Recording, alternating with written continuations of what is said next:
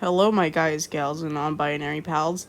My name is Void, and I'm here to talk about D-Day. So essentially, D-Day, also known as the Normandy landings, were the landing operations and associated airborne operations of Tuesday the 6th, June 1944, of the Allies' invasion of Normandy.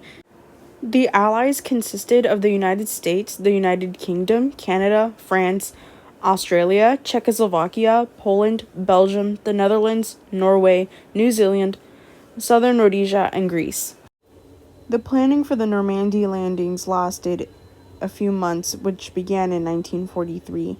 They took everything into consideration: the weather, the sea, the climate, anything possible that you could think of, they took into consideration.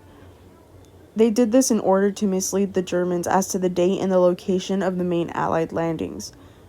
Sadly enough, the weather on D-Day was not ideal for their operation, and it had to be delayed by 24 hours. Had they had delayed it further, it would have taken another 2 weeks before they could actually take place into the landings. With the invasions beginning at 6:30 in the morning, the British and the Canadian overcame light opposition to capture beaches codenamed Gold, Juno, and Sword. The Americans at Utah Beach, U.S. forces faced heavy resistance at Omaha Beach, where there were over 2,000 American casualties. By the end of the first day, 156,000 Allied troops had successfully stormed the Normandy beaches, and according to some estimates, more than 4,000 Allied troops had lost their lives to the first day of the invasion, with thousands more that were wounded and or missing. Even seen in the video playing currently, you can see people preparing for the battle and for the landings that are happening, both on sea and in air. 1944. The men of the armies marched toward the southern ports. Equipment rolled down the roads. Men and machines took their places in the waiting ships.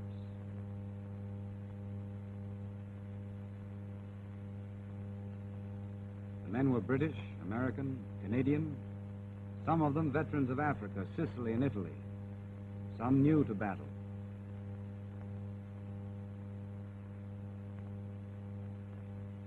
They lay in the harbors of the South Coast a day longer than planned.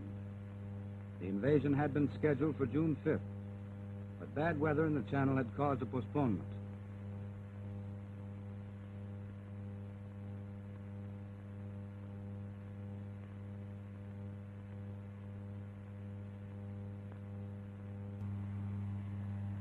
The weather was still bad on the 6th, the sea promising to be choppy and dangerous.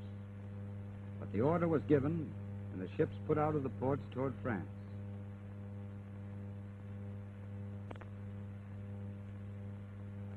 On board, the men were quiet, tense, grimly elated. The long years of training and waiting were behind them. Just over the horizon was the beginning of the final battle against the Germans. They could look.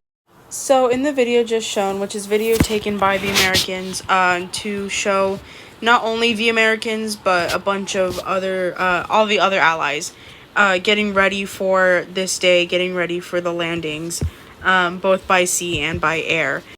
The Americans were also very heavily involved in the aspect that they helped create a lot of the airborne landings and a lot of like the planes that were used for this.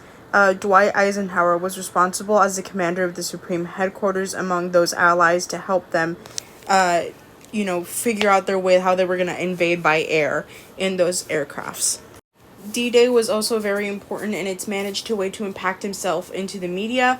Some certain examples are TV shows and movies that were made either directly for that specific event, or they made cameos, or there's games as well about them, such as Family Guy and Call of Duty.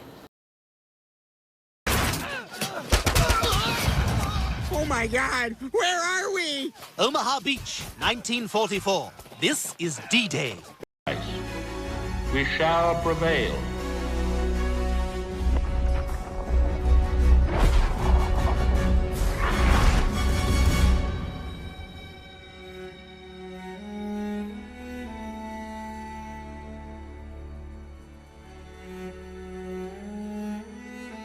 Paul, it's June 6, 1944.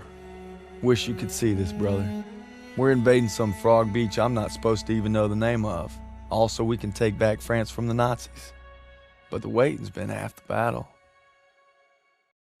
So the reason that D-Day has such a large impact on American history and history in general is because it was a part of World War II, and because it was one of the largest, like, battles of warfare in history, which, you know, yes, it came with almost over thousands of people dying, but it ended up with the liberation of so many people and a lot of land for the Allies to take over and to help end the rest of the war that Hitler was involved with.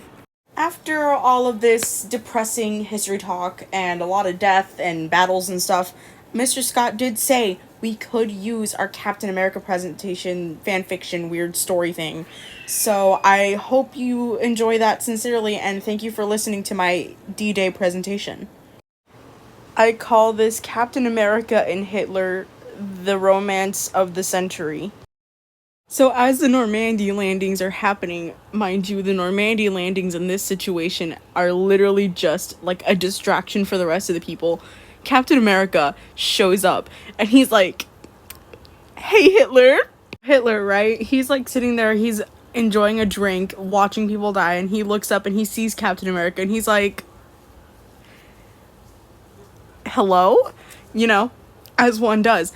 And so Captain America is like just looking at him and he's like, "We should go out." And Hitler's like, "Well, who am I to deny that? Because it's Captain America in fishnets and heels. How could he say no? That is the most finest man he's ever seen." Like, obviously Hitler had to say yes. So Hitler said yes. And they went on their date together. And as they're on their date, all the rest of the superheroes, any superhero you could think of, you know, were there beating everyone else up while Captain America was distracting Hitler with a date. And at the very end of it, you know, like, they're together and they're on the beach and they're holding hands, and Hitler was like, "You know what? This is the nicest anyone's ever treated me, and I've always felt like a really bad person." And then Captain America is just like, "Well, you are a really bad person, so..." There's like, I mean, you're dead on with who you are. And then Hitler was like, "Captain America, will you marry me?" And Captain America is stunned because he's like, I took this man on one date. One date, that's all it took. But he did it. So Captain America reluctantly says yes. And then he kills him and gets all of Hitler's money. The end.